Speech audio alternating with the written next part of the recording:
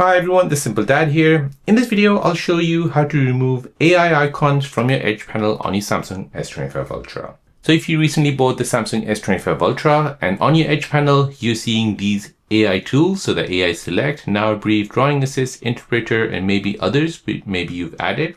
And now for some reason, you're not using all of these tools. So let me show you how, if these AI tools are cluttering your Edge panels, how you can remove them and deselect them and give it a more cleaner look on your Edge panel.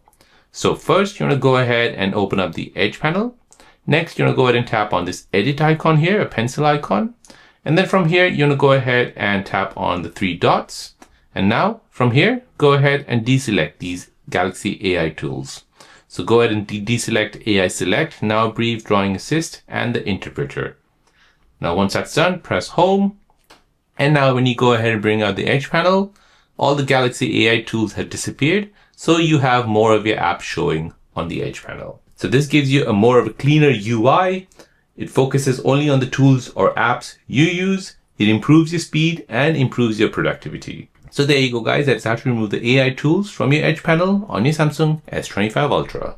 If you're new on the channel and you want to find out more about your iPhone, your Android phone, or any other social media apps, then don't forget to subscribe to this channel to become a part of the Simple Dad community.